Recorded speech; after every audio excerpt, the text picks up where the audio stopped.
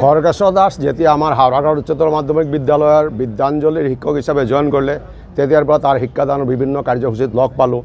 তাৰপিছত তাৰ লিখনি কবিতা এইখিনিও আমি বিভিন্ন অনুষ্ঠান প্ৰতিষ্ঠানত পালোঁ।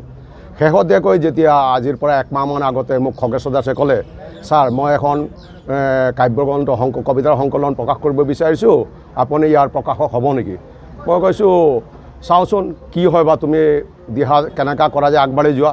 মই কবিতাখিনি চালোঁ, চাই পেলাই মোক মনটো উৎফুল্লিত হৈ গ'ল যে এজন ইমান মানে বাজা সন্মুখৰ মাজত থাকি পেলাইও নিজে যে স্বতঃস্ফূৰ্তভাৱে এইখিনি কবিতা লিখিব পাৰিছে, গতিকে তেখেতৰ এই কবিতাখিনি মই মানে প্ৰকাশ কৰিবলৈ আগবাঢ়ি আহিলোঁ। আজি আনুষ্ঠানিকভাৱে উন্মোচন কৰা হ'ল।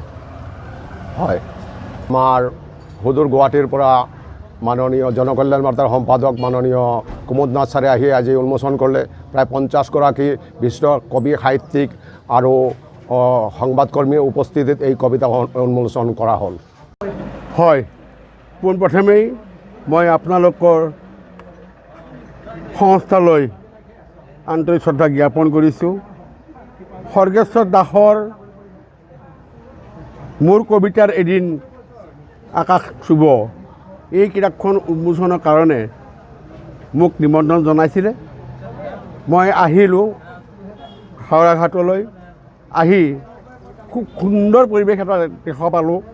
খড়গেশ্বৰ দাসৰ লগতে বিভিন্ন জেগাৰ পৰা অহা বিশিষ্ট ব্যক্তিসকল, বুদ্ধিজীৱী, সাহিত্যিকসকলে যি ধৰণে কথাবোৰ আগবঢ়ালে খুবেই ভাল লাগিলে।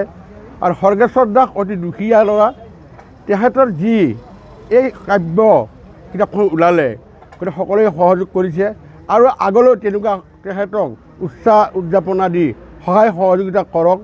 আৰু লগতে ময়ো তেখেতক কথা দিছোঁ যে অনাগত দিনত অহা দিনবোৰত তুমি আৰু চেষ্টা কৰা, তোমাৰ লগতে আৰু আমাৰ অসমৰ তোমাৰ অঞ্চলৰ বিভিন্ন সৰু ল'ৰা ছোৱালীক হাতে হাতে কিতাপ পেপাৰ পঢ়ক, এটা আন্দোলন কৰা, তুমি তাৰ তোমালোকে শিকোৱা, তেতিয়া কিতাপৰ মাধ্যমেৰে শিক্ষাৰ মাধ্যমেৰে ল'ৰা ছোৱালীক ভাল পৰিৱেশ এটা দিয়া, তোমাৰ লগতে আনকো শিকাই তুমি আগবঢ়াই লৈ যোৱা আৰু তুমি নিজেও কিতাপ এখন লেখা, মই যথেষ্ট তোমাক সহায় কৰিম।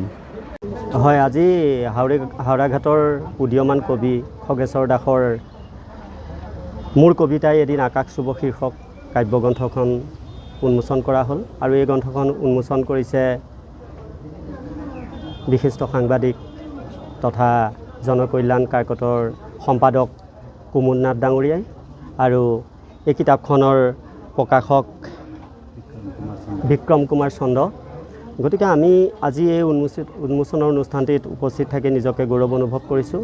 আৰু উদীয়মান কবিগৰাকীৰ যি কাব্যিক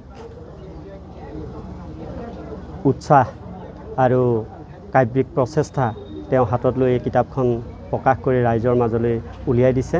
আমি আশা কৰিছোঁ তেখেতৰ এই কবিতাখন পাঠক সমাজে আদৰি ল'ব। সঁচাকৈ বৰ আজি সুখৰো খবৰ আৰু দুখৰো খবৰ।